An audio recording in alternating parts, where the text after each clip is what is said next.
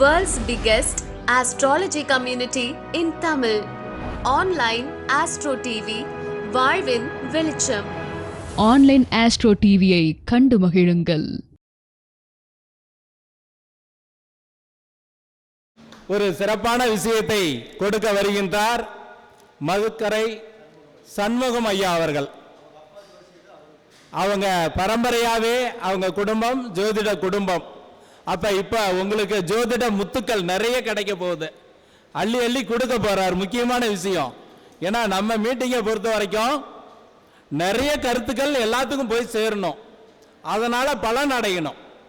ஏன்னு கேட்டா நம்ம இது 14ஆம் ஆண்டு விழா. நான் 3வது ஆண்டு விழா நடந்தப்ப வாஸ்து டிப்ஸ் ஒவ்வொருத்தரும் பேசும்போது இடையிடையே கொடுத்துட்டு வந்தேன். அதில் மதுரையிலிருந்து வந்த ஒரு நம்ம நண்பர் குறிப்பை எடுத்து வச்சு அதை போய் அவர் ஃபாலோ பண்ணி இன்னைக்கு மிகப்பெரிய அளவில் கோடிக்கணக்கில் சம்பாதிக்கக்கூடிய அளவில் மிகப்பெரிய உயர்ந்த நிலைக்கு வந்துட்டார். எதேச்சே ஒரு நாள் என்கிட்ட ஃபோன் அடித்தார், ஐயா நான் எதுவுமே புதுசாக கற்றுக்கல, ஆனால் உங்கள் மாநாட்டுக்கு வந்தேன், நீங்கள் சொன்ன டிப்ஸ் எல்லாம் வாஸ்து ஜோதிடம் சம்பந்தப்பட்ட டிப்ஸை நீங்கள் கொடுத்ததெல்லாம் குறிப்பு எடுத்து வச்சுக்கிட்டே இருந்தேன். அதை நான் முன்ன போய் எனக்கு ஃபாலோ பண்ணேன். எங்கள் வீட்டில் என் வீட்டை சரி பண்ணினேன். அதுக்கு பிற்பாடு என்னுடைய வளர்ச்சி மிகப்பெரிய வளர்ச்சி ஆயிடுச்சு. இன்னைக்கு நான் நல்ல நிலைமையில் இருக்கிறேன்னா அதுக்கு நீங்கள் தாங்கயா காரணம் அப்படின்னு சொன்னார். அப்போ அந்த ஒரு விஷயம், நம்ம இங்கே வந்திருக்கிறோம் அப்படின்னா நம்ம ஒரு 4 விஷயங்களை தெரிந்து கொண்டு அதை நம்மளும் பயன்படுத்தணும், நம்மை சார்ந்தவர்களும் வளரணும், அவங்களுக்கு 4 விஷயத்தை நம்ம சொல்லித்தரணும். அதுதான் இன்னைக்கு முழுக்க முழுக்க உங்களுக்கு அருமையான விஷயங்கள் கிடைத்து கொண்டே இருக்கும். அற்புதமான விஷயத்தை பயன்படுத்தி நீங்கள் வாழ்க்கையில் முன்னேறணும்னு சொல்கிறேன்.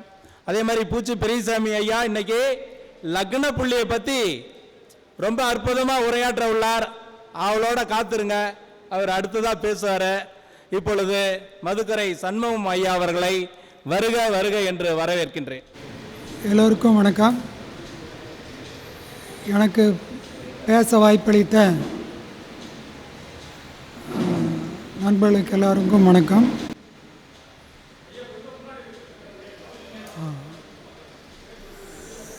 நான் ஜோதிடம் கற்றுக்கிட்டது எங்கள் அப்பாட்டிருந்து.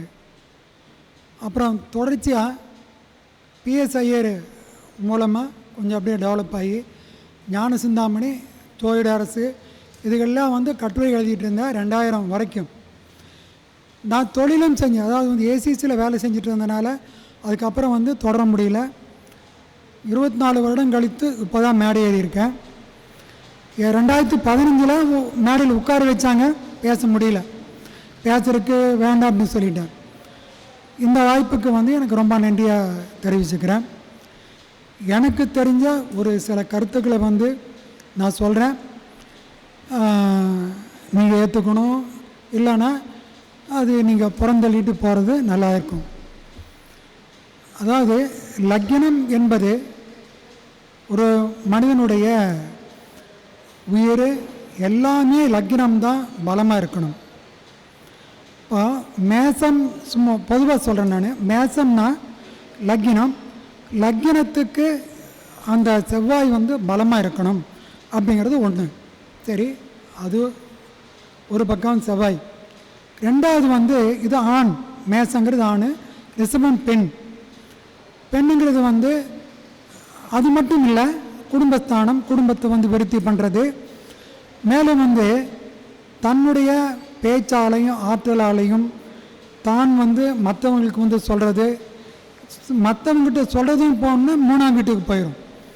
அது கம்யூனிகேஷன்.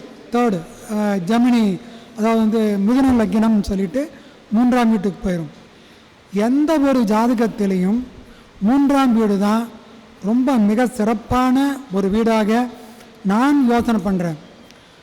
ஒரு மனிதனுடைய லட்சியம், எண்ணங்கள், சிந்தனைகள் எல்லாமே அதன் மூலமாக தான் போகும்.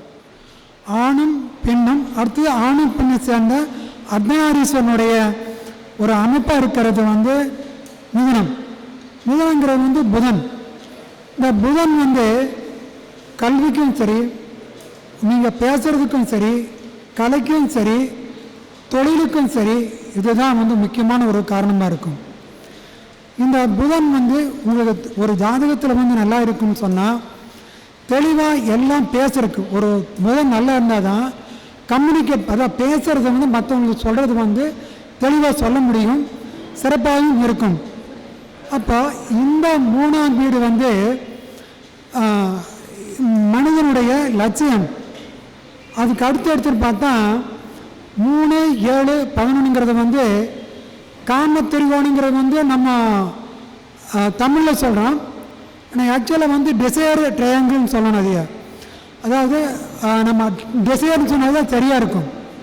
அப்போது நம்ம என்ன பண்ணணும்னா இந்த டிசையர் ட்ரையாங்கிளில் இந்த 3ஆம் வீட்டில் வந்து நீங்கள் என்ன பண்ணுறீங்க, உங்களுடைய அபிலாஷைகள் என்ன, உங்களுடைய வாழ்க்கையினுடைய முதல் சிந்தனைகள் வந்து அங்கே தான் ஆரம்பமாகுது. அப்போது அதில் வந்து ஆரம்பமாகும்போது மற்றவங்க கூட பேசும்போது ஆண்கள்கிட்டையும் பெண்கள்கிட்டையும் நீங்கள் பேசுகிறீங்க. பேசும்போது ஆண்கள்கிட்ட வரும் மாதிரி பெண்கள்கிட்ட வந்து உங்களுக்கு வந்து ஒரு ஆர்வம் வருது. இந்த ஆர்வம் தான் என்ன ஆகுதுன்னு கேட்டால் 7ஆம் வீட்டு வரைக்கும் போகும். அதாவது வந்து காதல் அப்படிங்கிற மாதிரி 7ஆம் வீட்டுக்கு போகும். ஆனால் இந்த 7ஆம் வீடுங்கிறது வந்து 3ஆம் வீட்டினுடைய செயல்பாடுகளை வந்து அது எடுத்து காட்டும். அதாவது ஒருத்தருடைய மனிதருடைய மற்றவங்களோட பேசுறது 3ஆம் வீடுங்கிறது 7ஆம் வீடுங்கிறது வந்து நமக்கு முன்னாடி இருக்கிறவங்க தொழில், மேலும் வந்து யாரெல்லாம் சிறப்பாக இருக்காங்க, யார் கூட பேசினா வந்து நம்ம டெவலப் பண்ணிக்க முடியும், அப்படி வந்து தான் அந்த 7ஆம் வீடு 3, 7 ஆகும். 7 நமக்கு ஆண் பெண் உறவுகள் வந்து சொல்லக்கூடிய ஒரு சமாச்சாரம். ஆனால் 3ஆம் வீட்டினுடைய எண்ணங்களை வந்து அங்கே செயல்படாது. கொஞ்சம் பேசுகிறது இது பண்ணுறதெல்லாம் இருந்துகிட்டு தான் இருக்கும். பெரிய நம்ம ஒன்றும் சொல்கிறதுக்கு அது இல்லை. ஆனால் 11ஆம் வீடுங்கிறது வந்து நம்ம சம்பாத்தியம், 2ஆம் வீடு, 10ஆம் வீடு, இதனுடைய ரிசல்ட் முழுக்க வந்து 11ஆம் வீட்டில் தான் கிடைக்கும். அப்போ இந்த 11ஆம் வீடுங்கிறது வந்து நம்மளுடைய சிந்தனைகள், நம்முடைய மற்றவங்க கூட வந்து இன்ட்ராக்ட் பண்ணி செய்யக்கூடிய காரியங்கள், அதில் வந்து நம்ம கேட்கக்கூடிய ஆதாயங்கள், லாபங்கள், பணம், வருவாய் எல்லாம் வந்து 11ஆம் வீட்டில் இருக்கும். இந்த 7ஆம் வீட்டினுடைய ரிசல்ட் வந்து 11ஆம் வீட்டில் கிடைக்கும். நீங்கள் மற்றவங்க கூட பேசி நல்லபடியாக நீங்கள் கலந்துக்கிட்டீங்களா, அவங்க கூட வந்து உறவு வச்சுக்கிட்டீங்களா அப்படிங்கிற மாதிரி எண்ணங்களில் வந்து அது வரும். அதே மாதிரி மனைவியை கூட இந்த 3ஆம் வீட்டினுடைய எண்ணங்களை மனைவி கூட பரிமாறி அந்த உறவை வந்து நீங்கள் வந்து சரி பண்ணிட்டீங்களா, மனைவி கூட வந்து சரியான ஒரு இணக்கமான ஒரு சூழ்நிலைகளை வச்சுட்டான்னு சொல்கிற இடம் வந்து 11. சரி, இந்த 11 இப்படி போயிடுச்சு. சரி, 3, 7, 11 வந்து நம்ம இப்படி சொல்லிகிட்டு இருக்கும்போது நம்மளுக்கு இப்போ தான் வந்து இந்த 3ஆம் வீட்டினுடைய சிந்தனைகள் 7ல் போய் செயல்பாடு வந்து பெண்கள் கூட இருக்கும் பொழுது அப்போ வந்து 4ஆம் வீடு வந்து வேலை செய்யும். உணர்வுகள், அந்த உணர்வுகள் வந்து ரொம்ப வெளிப்படும் பொழுது என்ன ஆகும்னு கேட்டால் அந்த 2 பேரும் சேர்ந்து போது அந்த கடைசியாக வந்து நம்மளுக்கு வந்து உச்சகட்டம் வரும்போது 8ஆம் வீட்டுக்கு போயிடும். இந்த 8ஆம் வீட்டில் தான் வந்து ராகு கேது, 2ஆம் வீட்லேயும் இந்த 2 லிங்க் ஆகிற இடம் இது. அப்போது 8ஆம் வீடு வந்து மனிதனுடைய துவாரம், உயிர், ஆற்றல் எல்லாம் அந்த இடத்துல தான் இருந்துகிட்ருக்குது. இப்போ அந்த இடத்துல நம்மளுடைய கர்மா வந்து அங்கே தான் இணையுது. ஆண் பெண்ணுடைய கர்மாக்கள் வந்து அங்கே இணையும். அங்கே இணையும் பொழுது இந்த ஆன்மா வந்து இந்த ஆன்மா கூட வந்து எப்போ இணைஞ்சுதோ அந்த சமயத்தில் தான் வந்து சில நேரங்களில் வந்து சிந்தனைகள் இல்லாமல் போய் செயல்பாடுகளில் வந்து கொஞ்சம் சுணக்கம் வரும் பொழுது அங்கே வந்து சில இடர்பாடுகள் ஏற்படும். அதுதான் 8ஆம் வீடு. ஆனால் 8ஆம் வீட்டை தெளிவுபடுத்துறது 5ஆம் வீடு, 1, 5, 9. இப்போ 1, 5, 9 தெளிவாக இருந்தோம்னு சொன்னால் 4, 8, 12 வந்து நம்மளுக்கு வந்து சரியாயிடும். அப்போது இந்த 12ஆம் வீட்டோட ரிசல்ட் வந்து 4ஆம் வீட்டில் கிடைக்கும். படுக்கை அறை, மற்றும் வந்து நம்ம என்னென்ன செய்கிறோமோ அதனுடைய ரிசல்ட் வந்து 4ஆம் வீடு. இந்த 4ஆம் வீடுங்கிறது வந்து நம்மளுடைய உணர்வுகள் மட்டும் இல்லை, நம்ம மோட் ஆஃப் டெத்துக்கு கூட அவன் தான் காரணம். 4ஆம் வீட்டில் வந்து நம்ம சம்பாதிக்கிறது, பொருள் வரவு எல்லாம் வந்து அது கொடுக்கும். அது நல்லா இருந்தால் வந்து எல்லாமே கொடுத்துரும். ஆனால் அது வந்து நம்மளுக்கு வந்து எல்லா ரிசல்ட்டும் வந்து 12ஆம் வீட்டில் தான் கொடுக்கும். அப்போது ஒரு மனிதனுக்கு வந்து 4ஆம் வீடு, 8ஆம் வீடு, 12ஆம் வீடு இந்த 3 வந்து நல்லா பலமாக இருந்தால் தான் மற்ற எல்லாமே ஒவ்வொன்றா லிங்காகி வந்துட்டுருக்கும். இது ஒரு பக்கம் இருந்துகிட்டு இருக்கும்போது நம்ம பொருத்தம், திருமண பொருத்தம் வர்றோம். திருமண பொருத்தத்துக்கு வந்து எல்லாம் வந்து 3, 7, 11 எடுத்துக்குவாங்க. அப்புறம் 10 பொருத்தம் எடுப்பாங்க. எங்கள் அப்பா எனக்கு சொல்லி கொடுத்தது 10 பொருத்தங்கள் மட்டும் பார்த்தா போதாது. எப்போ 40 வருஷத்துக்கு முன்னாடியே 10 பொருத்தங்கள் மட்டும் பார்த்தா போதாது. வர்ற மனைவி வந்து வீட்டுக்கு ஒத்து வருவாளா, பெரியவங்க கூட ஒத்து போவாளா, இல்லை கணவன் கூட ஒத்து போவாளா, குழந்தை பெற்றெடுக்கக்கூடிய ஒரு ஆற்றல் இருக்குதா, குழந்தை பெற்றெடுத்தாலும் நல்லா வளர்க்க முடியுமா, இந்த மாதிரி சிந்தனைகள் வந்து அப்போ கொடுத்தார். வந்தால் அந்த நம்ம சம்பாரிச்சிட்டு வரதை டெவலப் பண்ணுறதுக்காக வந்து அந்த பொண்ணு வந்து சிந்தனைகள் இருக்குமா இருக்காதா, இதெல்லாம் நம்ம கற்றுக்கணும், நம்ம சொல்லணும் அப்படின்னு சொல்லி அந்த ஜாதகத்திலிருந்து அது பண்ணிக்கணும். அப்போ அது மட்டும் இல்லை, வர்ற பொண்ணு எந்த மாதிரி குடும்பத்திலேருந்து வருவாங்க. அப்போது நம்முடைய கர்மா என்னவோ, நம்முடைய கர்மா வந்து நம்ம எந்த மாதிரி சூழ்நிலையில் இருக்கிறோம் அந்த சூழலுக்கு ஏற்பதான் நம்மளுக்கு வரும். அப்போது அந்த சூழ்நிலைக்கு தகுந்த மாதிரி பெண்ணு வந்து எந்த வீட்டில் பார்த்தா நம்மளுக்கு வந்து வரும்னு சொல்லி நம்ம கண்டுபிடிக்கணும். இப்போ 7ஆம் வீட்டுக்கு 11ஆம் வீடு, 7ஆம் வீட்டுக்கு 3ஆம் வீடு 9. அப்போ 5, 9 வந்து ஒரு பெண்ணோட பூர்வாகி, அதாவது கல்யாணம் பண்ணினா வர்ற பெண்ணை எந்த மாதிரி குடும்பத்திலிருந்து வருவாங்க, எந்த மாதிரி இதில் இருந்து வருவாங்க, நம்முடைய பூர்வ புண்ணியம் எப்படி இருக்குது, நம்முடைய கர்ம வினைகள் வந்து எந்த மாதிரி இருந்தது, நம்முடைய கர்ம வினைகள் தகுந்த மாதிரி தான் அங்கே வரும். நம்ம கர்ம வினைகள் எப்படி இருக்கும்போது நம்ம பிதிருதோஷங்கள்ல அப்புறம். ஆனால் நம்முடைய கர்ம வினையினால் நம்மளுக்கு இந்த மாதிரி தான் பெண் அமையும் அப்படின்னு சொன்னால் நம்மளை வழிநடத்தி செல்லும் இந்த விதி. நம்ம எத்தனை ஜோசியர்கிட்ட போனாலும், நல்ல ஜோசியர்கிட்ட வந்து போகிறதா இருந்தாலும் இல்லாட்டியும் ஏதோ ஒரு இடத்துல கொண்டு போய் இந்த இடத்துல வந்து நீ இந்த மாதிரி தான் உனக்கு பொண்ணு கிடைக்கும் அப்படின்னு அவங்க சொல்லுவாங்க. இவங்க என்ன பண்ணுவாங்க, சொத்துக்களுக்கும் அழகுக்கும் படிப்புகளுக்கும் ஆசைப்பட்டு தேடி தேடி தேடி போவாங்க. கடைசியில் வந்து இந்த பையனுக்கு என்ன விதியோ அதுதான் அங்கே கிடைக்கும், இல்லை மாறி கிடைக்கவே கிடைக்காது. இது வந்து நம்மளை விதியை வந்து வழிநடத்திட்டு போகும். ஜோசியர்கள் ஒன்று சொல்லுவாங்க, குறைப்ப சொல்லுவாங்க. ஜோசியர்கள் குறை சொல்லியே ஒன்றும் பிரயோஜனம் இல்லை. ஒரு 1000கணக்கான கோடி ரூபாய் சொத்துள்ள ஒரு அவருடைய சொத்து எங்கிட்ட பொருத்தம் பார்க்க வராரு. நான் வந்து பெரிய பணக்கார பொண்ணு எடுத்தோடனே வைக்கிறாங்க, நான் எடுத்து வச்சிட்றேன். ஆனால் அது கொஞ்சம் பாருங்கண்ணே, இல்லை அது வேண்டாங்கன்னு சொல்லியாச்சு. இவர் தமிழ்நாடு பணக்காரர் தானே, தமிழ்நாடு முழுக்க போனார். போய் எல்லா ஜோசியரும் வந்து சொல்லிட்டாங்க பண்ணலான்னு சொல்லிட்டு பண்ணிட்டார். பண்ணின உடனே அந்த பொண்ணு குழந்தை பிறந்தது.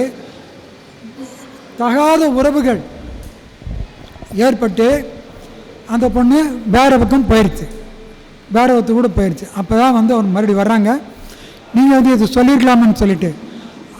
அதாவது அபத்தமாக ஒரு குடும்பத்துக்கு வர்ற பொண்ணை வந்து அவச்சொல் சொல்லக்கூடாது, நீங்கள் இந்த மாதிரி பண்ணணும் அப்படின்னு சொல்லி நான் வந்து அவங்ககிட்ட தெளிவாக சொல்லியிருந்தேன். அப்போது அவங்களுக்கு வந்து என்ன கர்மவினை இருக்குதோ ஜோசியர் பேச்சை கேட்க மாட்டாங்க. யாரோ ஒருத்தர் வந்து எங்கேயோ கேட்பாங்க, சாமிகிட்ட கேட்பாங்க, பெரியவங்ககிட்ட கேட்பாங்க, குடி செல்றவங்ககிட்ட போவாங்க. எல்லாரும் ஒன்று சொல்லும்போது அங்கே போகும்போது அவங்களுடைய கர்மா, அவங்களுடைய விதி, இந்த பெண்ணு தான் இந்த பையனுக்கு அப்படிங்கிறத வந்து அங்கே நான் வழிநடத்தி செல்லும். அங்கே போனால் அது வந்து அந்த மாதிரி நடந்துடும். ஆக நம்ம வந்து செய்யக்கூடிய காரியங்களாகட்டும் இல்லை எந்த ஒரு செயல்களாகட்டும் அன்றைக்கு வந்து இறைவன் நமக்கு வந்து சொல்லி கொடுத்ததா அது இத்தனை மண்டையில் எழுதுண்டு அது வந்து நடக்கும். அதே மாத்திரக்கு வந்து கொஞ்சம் சிரமங்கள். நம்ம பரிகாரம்ட்டு போகிறோம். நான் வந்து தெய்வ வழிபாடுகள் மட்டுமே கொடுத்துட்ருக்கேன். தெய்வ வழிபாடு எந்த கோயிலுக்கு போனால் என்ன நடக்கும் அப்படின்னு சொல்லி நான் சொல்லுவேன். அப்போ இந்தந்த கோயிலுக்கு வந்து போகிறதுன்னு உங்கள் ஊருக்குள்ளேயே நீங்கள் தெரிஞ்சுக்கங்க. எங்கள் ஊருக்குள்ளே வந்து நான் நல்லட்டிப்பாளையம் போனால் கல்யாணம் நடக்கும், இல்லை வந்து கெட்டது ஒன்று இருந்துன்னு சொன்னால் போயிடும். ஒரு கருப்புசாமி கோயில் இருக்குது, அங்கே போனால் உனக்கு வந்து யாராவது தொந்தரவு செஞ்சால் நீ போய் காப்பாற்றுன்னு மட்டும் கேளு, அவங்களுக்கு வந்து அவங்கள போய் கொல்லுன்னெல்லாம் சொல்லக்கூடாது அப்படின்னு சொல்லி கொடுத்து அந்த மாதிரி தான் வந்து நான் வந்து வழிகாட்டணும் ஒழிய பின்ன வேறு எதுவும் சொல்ல மாட்டேன். ஆக மொத்தம் வந்து நம்மளுக்கு வந்து இருக்கக்கூடிய தலைவிதியை வந்து இறைவன் வழிநடத்தி சொல்லுவான். ஆகவே நீங்கள் வந்து எல்லா ஜோதிடர்களும் வந்து எல்லோருக்கும் வந்து சொல்லிக் கொடுங்க, நல்வழிப்படுத்துங்க. யாருக்கும் வந்து இந்த பில்லி சூனியம் இது வைக்கிறதுக்கான ஒரு ஆலோசனைகள் சொல்ல வேண்டாங்க. வழிபாடுகள் வந்து செஞ்சு அவங்களை வந்து வழிநடத்துங்க. என்னுடைய கருத்துக்கள் வந்து உங்களுக்கு பிடிச்சிருந்தா நீங்கள் வந்து ஏற்றுக்கொள்ளுங்கள், இல்லைன்னு சொன்னால் நீங்கள் கடந்து செல்லுங்கள். இத்தனை நேரம் வந்து எனக்கு வந்து வாய்ப்பளித்த மிக்க நன்றி. பொறுமையாக கேட்டுருந்தோம், உங்களுக்கு நன்றி சொல்லி விடைபெறும். நன்றி, வணக்கம். மதுக்கரை சண்முகம் ஐயா அவர்களுக்கு நம் சங்கத்தின் சார்பாக மனமார்ந்த நன்றியையும் வாழ்த்துக்களையும் தெரிவித்துக் கொள்கின்றோம். நல்லா அருமையான கருத்துக்களை கூறினார். ஏன்னா அனுபவசாலி, எப்பயுமே அனுபவம் சொல்லக்கூடியதை நம்ம கேட்டுக்கணும். ஏன்னா நமக்கு நடைமுறையை விட நம்ம அனுபவத்தில் சொல்லக்கூடிய கருத்துக்கள் நமக்கு நிறைய ஒத்து வரும். அப்போ அந்த அனுபவ கருத்துக்களை நாம் ஏற்றுக்கொண்டு நாம் பயன்படுத்தணும்.